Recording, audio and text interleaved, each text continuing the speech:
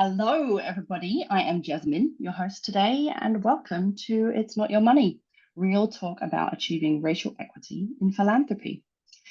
Our slightly irreverent, frank conversations feature leaders challenging the status quo of philanthropy today and those demonstrating how to build a more equitable and just funding landscape, particularly for Black, Indigenous, other people of color, women, and non-binary founders. And today I am very happy to welcome to the show Nina Blackwell, who up until very, very recently was the ED of the Firelight Foundation. Nina, welcome. Very happy to see you today. Thanks for having me. Absolutely. Would you mind introducing yourself to the audience? Not at all. So I'm Nina Blackwell. As Jessamyn, thank you. You said I am, up until recently, most recently, the executive director of Firelight, which is an multi-donor fund that supports community-driven systems change for children and youth in Southern and Eastern Africa. But I recently decolonized myself out of that role.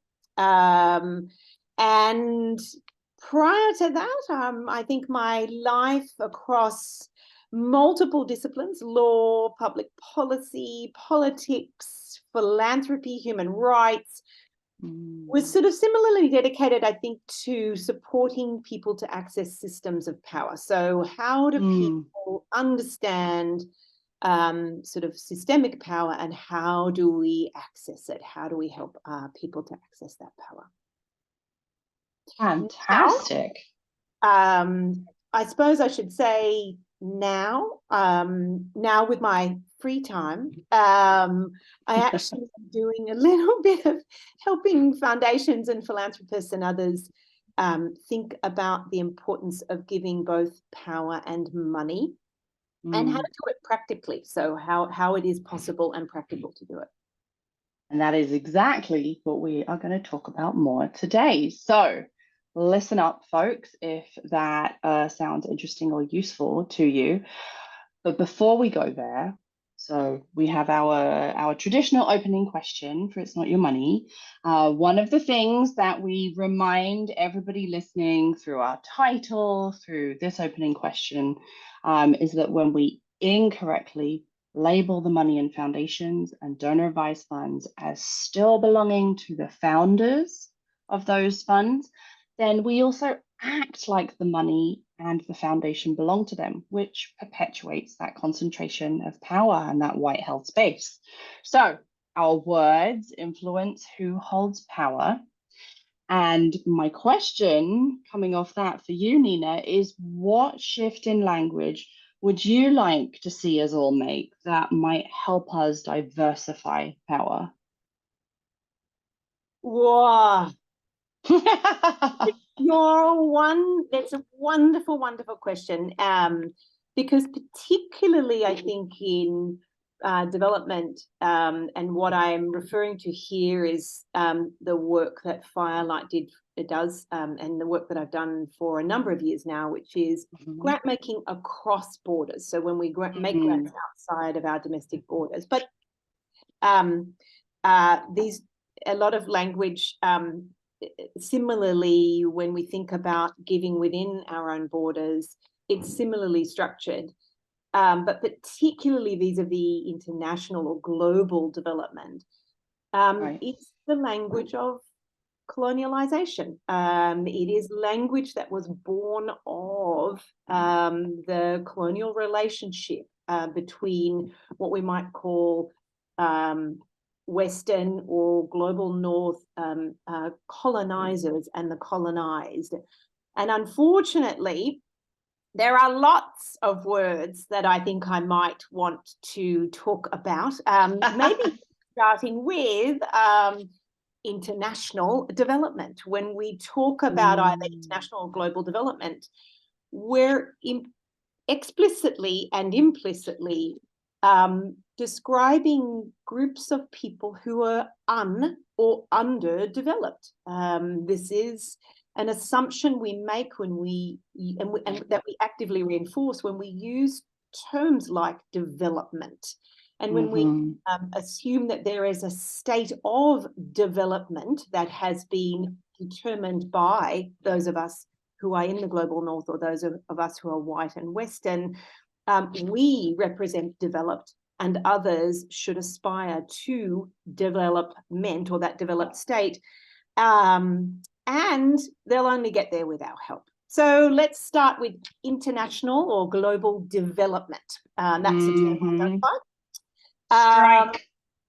Strike that one. I'm gonna, there are a few others that really come to mind, and I think these are both utilized in domestic philanthropy or philanthropy within borders, but also international philanthropy as well. I'm gonna maybe pick some of the ones that I think are really violent. So intervention. It's a terribly violent thing to talk about intervening in someone else's life or someone else's system. We assume that they are incapable of doing something. We need to intervene. Something must be going terribly wrong for us to have to intervene without intervention. Right. Impact. That's might be a funny one to pick up on, but to be frank, an impact is what happens when two hard objects hit each other. An impact is done by one person to another. These things are deeply violent and they're deeply disempowering. So they're highly empowering of the doer and highly disempowering of those to whom work is done. So I don't like intervention or impact. Let's go there. Let's got one more. You got one more? So I got a couple more. Sorry, I've got a couple more. Perhaps opened up the question. Let's talk about the ground or the field. Top down, bottom up. I really struggle with the assumption that when we move outside of our offices or our conference rooms, we are going to the field. So are we always going to pastoral environments? Are we always going to the ground? So we're not grounded and we don't represent the ground. When we step outside of our conference rooms, we must be going to a field or a ground. I find those terms to be really difficult, and yet we use them all the time. Bottom up, top down. I really want to challenge us to stop putting humans into hierarchies. Right. I know that we often use this to describe either political processes or processes of power, but I want us to try and understand that when we that these terms do put people into levels of importance, dominance, subservience, and we also other when we use these kinds of terms: bottom up, top down, field, ground. We are distinguishing ourselves, those of us in philanthropy or those of us who are involved in and have the power. When we use these terms, we're really othering the people that we have previously said we exist to support. So just a few. Those words. I can think of more, but I'm not going to take up our time. We could spend the whole podcast talking about Nina's list. Right now. Nina's list. But no, I really, really appreciate a lot of these words being on your list and as part of your answer, Nina, because I use a lot of these words. And most of the time, I am using them without thinking about their connotation, without thinking about the implications behind the word. You know, I have long had a distaste for the word impact, but have still struggled to not use it, but mostly because it's been jargony. I have not thought about this idea of like force, you know, and you know, damage potentially as well. I think that imagery that can feel violent is a really interesting consideration that I had not had myself just yet. So thank you for giving me a list of considerations that I am going to take And I'm going to see if I can come up with some alternatives to these so that I can decolonize my language, as you said. So That thank you. actually is a great conversation for another day. An important one to be had is Yeah, um, how we replace these words, and what would words would be more right. empowered, less colonial, less dominant, less violent. Mhm. And it won't likely be us defining those new words as well. Yes, That'll be right. really exciting. Yep, I'm staying tuned for that. Conversation for another day and perhaps somebody else. Because we have got some good stuff to dive into today. So you and I met a number of years ago now at a Seagull Foundation gathering when you were ED of Firelight and I was ED at Perry. And fast forward to 2023, and I'm no longer ED at Perry. You are no longer ED at Firelight, but I really want to dig into this transition that you have had because you stepped down in a very deliberate, planned way. Like there was a decision that came from a place of values and principles, Nina. So tell us about that decision. Tell us where it came from.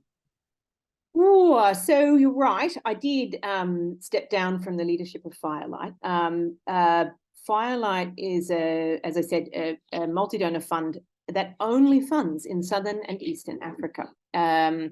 And so really the decision actually stemmed from a desire to rethink and revalue from where and whence we derive knowledge and expertise and decisions and power. So interestingly enough, some people have said, oh, you are localizing Firelight. And to be frank, I think that's a jargonization of the term. Actually, it was about us really shifting our values around where and how we should be directed as an organization. Where does expertise come from? Where does decision making come from? What type of lived and learned experience should we differentially value?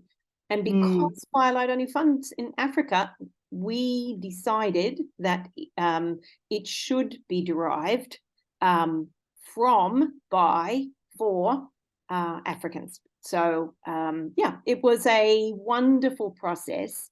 And when I say we, it wasn't me alone. It was right. my African colleagues. It was our Mm-hmm. grantee partners. It was the Mm, civil society activists who inform Firelight's work. So yeah, it really came from a desire to shift where power lies within an institution like Firelight.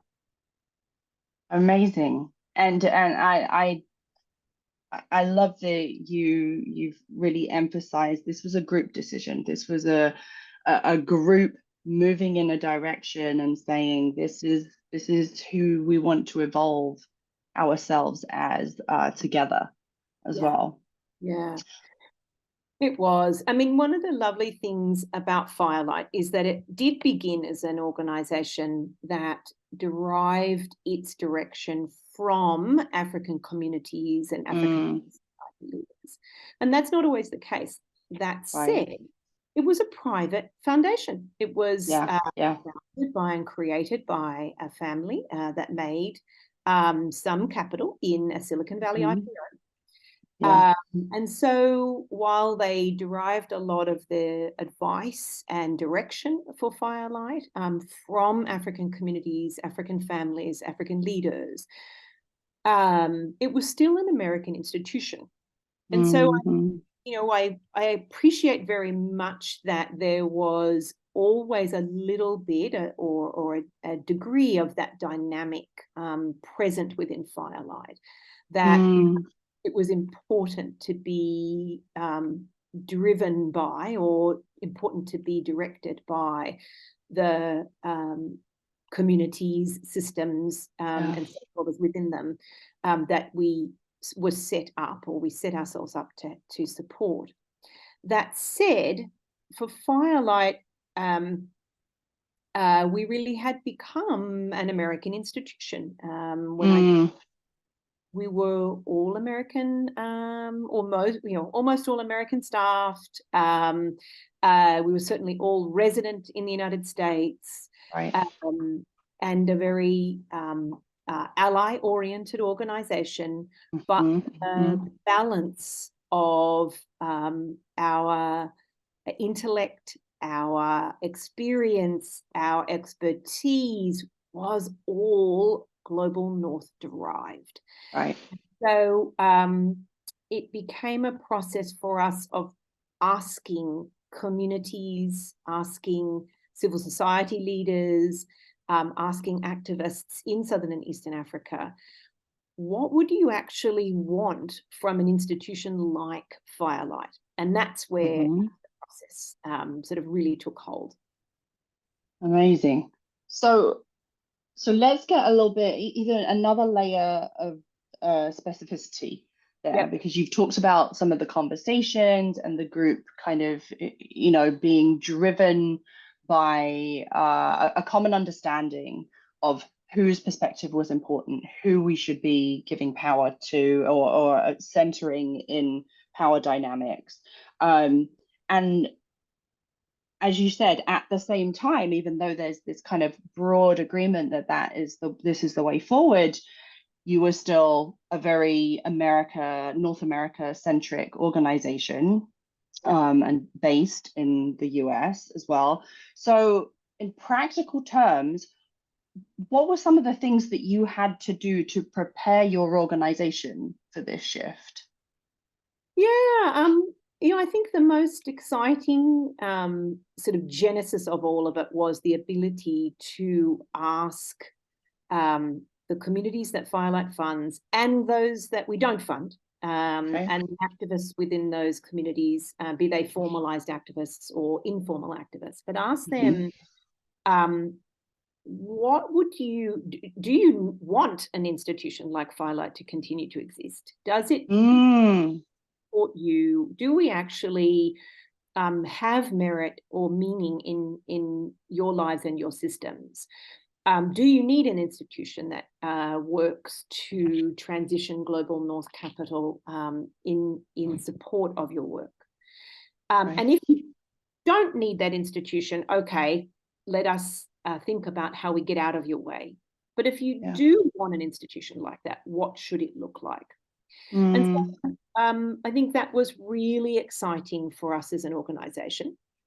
A lot of the questions that we were asking ourselves predated at this sort of formal questioning and asking, but we wanted to do it in a reasonably formal way. So Firelight commissioned research across 9 countries in Southern and Eastern Africa, asking communities and community-based organizations, what would you want from an institution like Firelight, and then perhaps writ large, what would you like from Global North Philanthropy, or philanthropy that is centered outside of your own communities? And so it required, the truths that we got back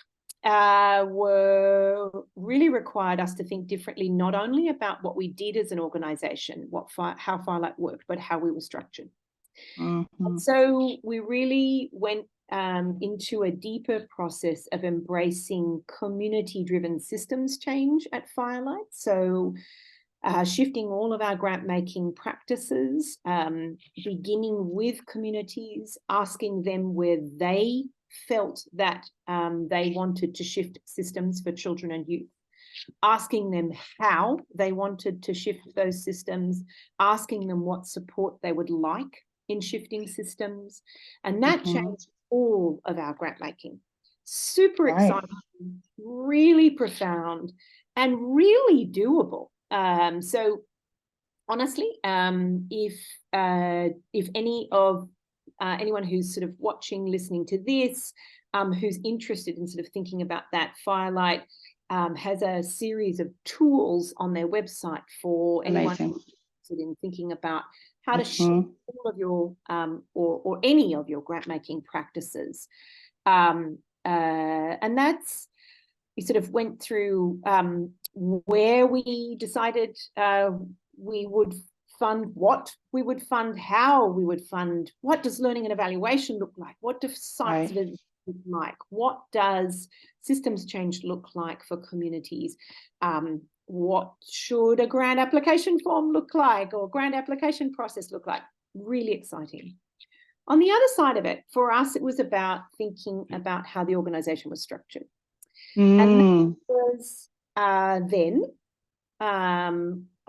we were really, I think, called upon to think about from whence we derive power and direction within the organization. And it was important to Firelight, I think, for us not just to swap out a white leader for an African leader. It was about how do we shift where decisions, where power, where directionality comes from, and what we value at an organization like Firelight.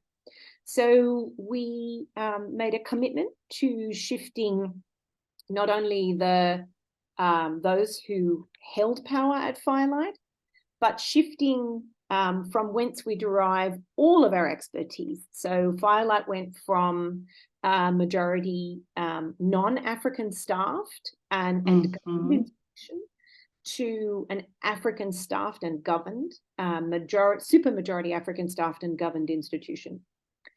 And when I gave notice to the organization that I was going to leave my role and we wanted to shift to African leadership, I then removed myself from the process of deciding what leadership of Firelight should look like for the future.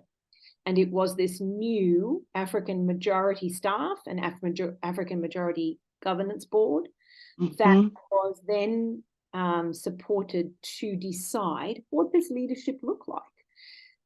Do we want to continue a command and control hierarchy that was established, as wonderful as it was established in the United States and inside we might describe as a US-based or global North structured sort of organization.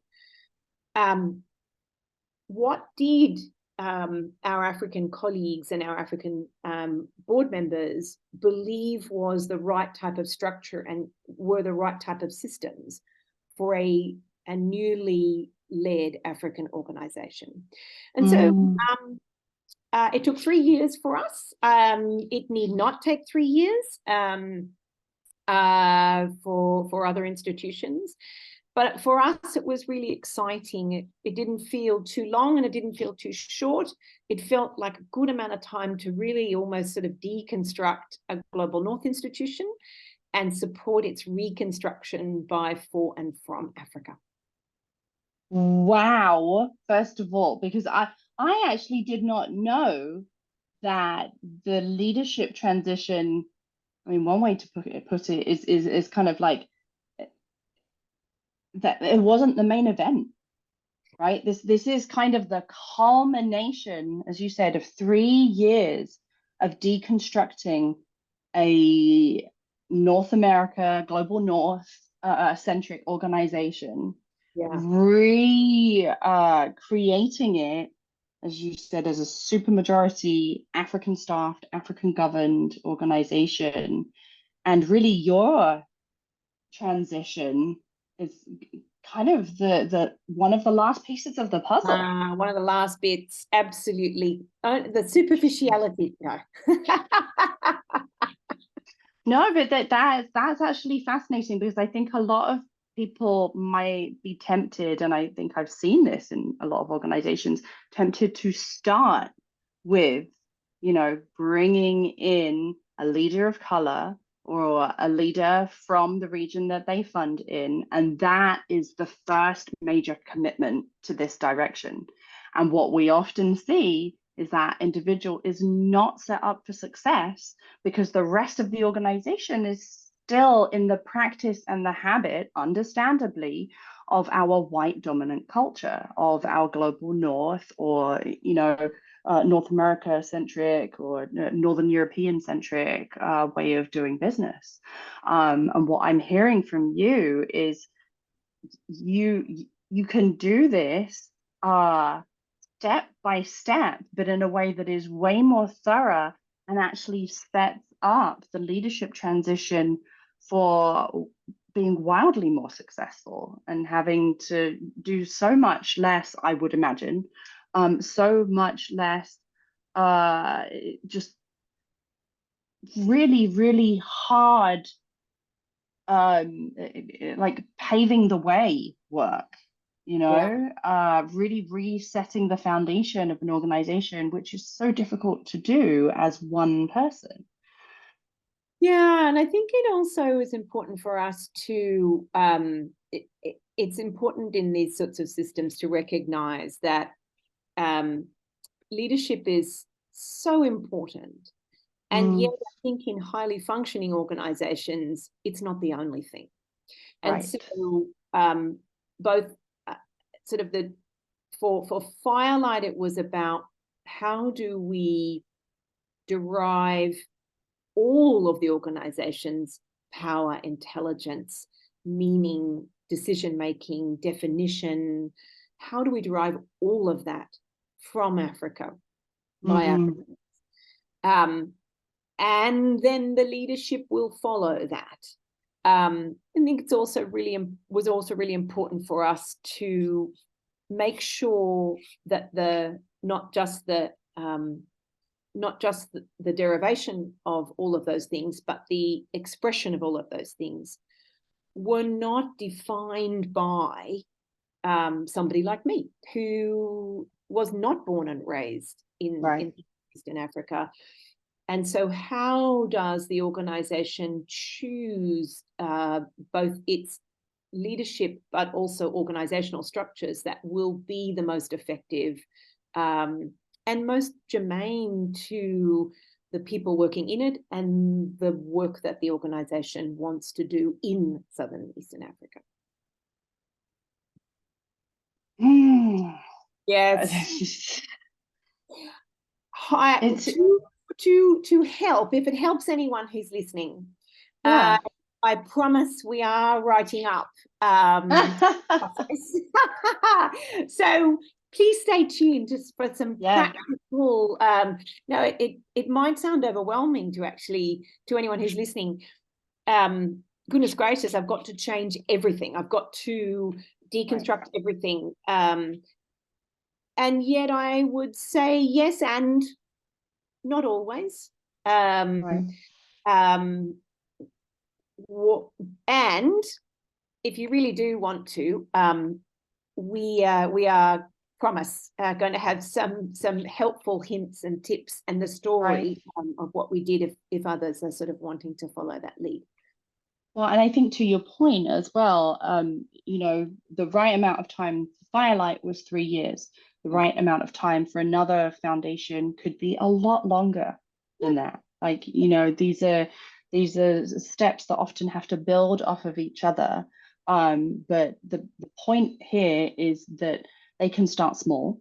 They can start with things that you have within your own responsibility and your jurisdiction within your role today, potentially. Maybe it is starting with language, you know, but understanding that there's layers to the decolonization of our organizations.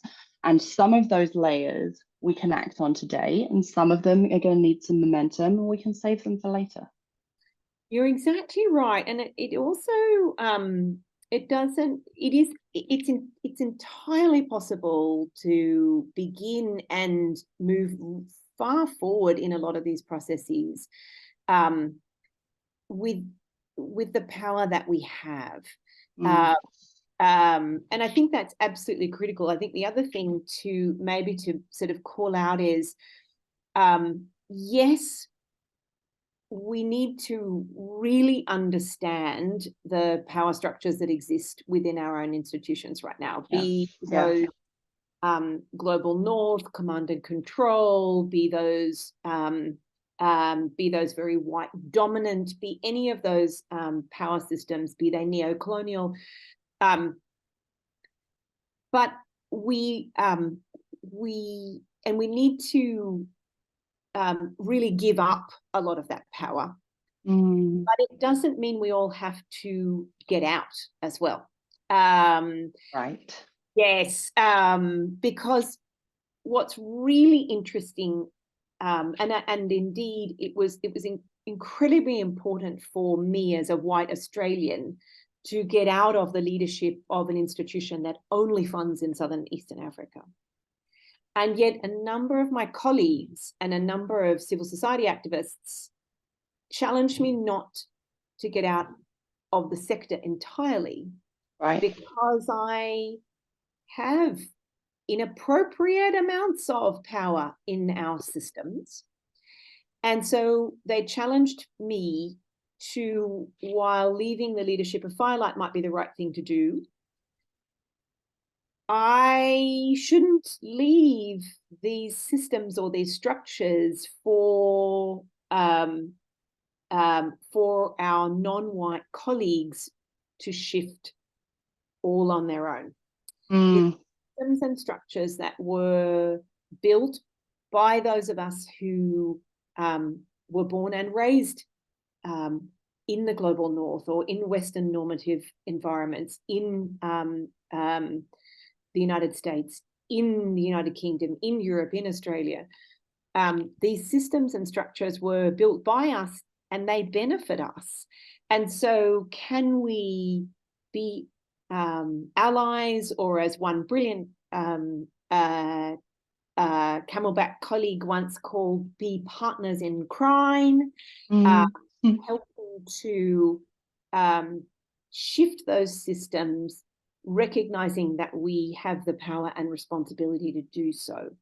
So I don't think that it's always about changing every part of one's organization, although I think we should be open to understanding the power that resides in all parts of our systems and structures. And I don't think it's always about completely getting out.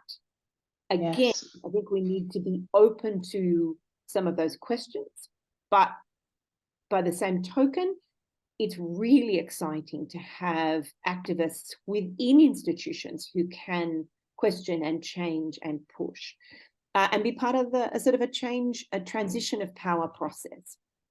Well, and what I really appreciate you bringing to the surface here, Nina, is that individuals who work in this sector are white and know they hold a position of influence or a position that has some degree of power, and thinking about, okay, what is my role in, supporting a just transition, supporting our move towards a more anti-racist future. I think there can be a lot of fear underneath all of the other emotions that come with engaging with and going on this journey of understanding history and our current context and all of its complexity. But there can be a lot of fear to say, okay, does this mean I have to give up my job? What happens to my career? What does this mean for my team? What does this mean for the people I'm responsible for right now? What does this mean for my family? Like, do I no longer have a place here in this work? And what I'm hearing you say is there's actually an incredible opportunity for white folks to almost reimagine their roles, their career progression, their definitions of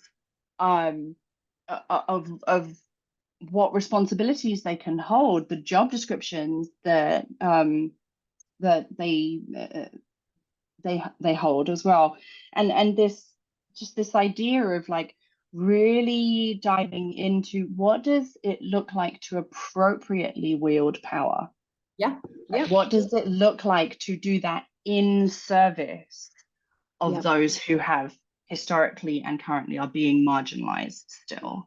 And that may sound like a paradox, but we see people doing it, right? We see people redefining their role and their contribution and the way that they stand in their power, in roles that perhaps don't have executive director as the title. Yeah, and look, I would echo that and say, for those of us who chose philanthropy or who came into these places or who chose sort of working in the social sector or funding the social sector, there's an added piece, which is I wanted to help. I wanted to, or we wanted to do things for others. This is a notionally selfless sector. And so I can understand both that fear and that nervousness, but also, gosh, I thought I could help, but am I actually doing harm? And that I think is a really important thing to call out, that this, we all got into these jobs or this sector because we wanted to do something better or good for others or with others. It's really exciting to know that there are ways to do that shift power. So whether it's thinking differently about who decides what is the most important issue for a community, right? Change your process. Instead of you in philanthropy deciding what is the most important thing for a community to work on, so the community to tell you what they want to work on. Whether we change who satisfies our definition of expert. Right. Do we look at expertise coming only from academic institutions, randomized controlled trials, INGOs, or the global north? Or do we value the lived and learned expertise of communities? We look at, how do we look at learning and evaluation? Do we look at monitoring learning and evaluation as a mechanism for making punitive decisions about grant making? Or do we support communities to gather their own data about their own progress in measures that are important to them, that then inform the process of adaptation or engagement?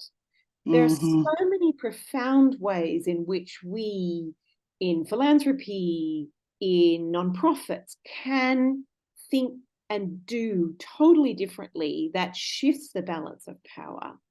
We don't always necessarily have to get out. Right. And to your point, we don't necessarily have to even change our jobs in some situations. It's more changing our orientation of how we make decisions within that same job and set of responsibilities. Yep. Really, really exciting. Oh, I wish we had a lot more time. We don't. We're right at the end of our time together, Nina. But I just want to say thank you so much for sharing a very high level of what you and the Firelight team and community have been doing together. And I hope that in the future we're able to bring Mariam onto the program, because I think that would be amazing to get from the other side. We decided not to now because they're new in their position, and we want to be able to not put too much pressure. But hopefully in the future that will happen, and that would be an incredible kind of pairing piece to this conversation you and I have been able to have. Absolutely love it. I think it's really important, and I think it's really exciting to have conversations about how to give up power. And then, to your point, how do we support leaders to come who are non-white leaders who derive their expertise, their capacity, their knowledge from the communities that we say we seek to serve? How do we set them up for success as well? And I think one of the most important pieces is not to put leaders into positions in which they will not thrive. Mm-hmm. Regardless of who they are, we should never be doing that, but particularly not leaders of colour. I think also calling out that representation alone is not, calling out that that we do need to be able as organisations and as a broader philanthropic system to shift how we see expertise, experience, knowledge. Where do we see that? How do we see it? And how do we shift the structures to value knowledge and expertise that wasn't necessarily born and raised white in the global north? So yeah, I think it's a really exciting conversation to have. We should all stay tuned. Absolutely. For anybody who is watching and wants to find out more about the Firelight story and experience, we encourage you to go to the website, firelightfoundation.org. We'll pop that in the chat for you as well. And that's where you can, get another perspectives and just more details around how this whole process has gone and some of the tools that Nina mentioned earlier as well in our conversation. And that, unfortunately, is everything that we have time for today. I have to drop in my Camelback plug. If you are a white identifying funder professional who believes in advancing racial justice, if you're interested in a transformative cohort experience, go to camelbackventures.org and I'll just share a quote from a couple of our recent cohort members who said, coming out of the cohort, "We are determined to hold each other accountable for moving things forward. We're always reflecting, acknowledging when we make mistakes, and continuing to do the work each day to become an anti-racist organization and co-conspirators in the industry." So I think, if that sounds like the kind of experience you want to have with your colleagues, come and check us out. We would love to have you as part of the Capital Collaborative. But that is everything for today. Thank you again to Nina for coming on our show. We really, really appreciate your insights and challenges to go down our list of decolonizing our language as well. And thanks to everybody for joining us today. We hope you stay well.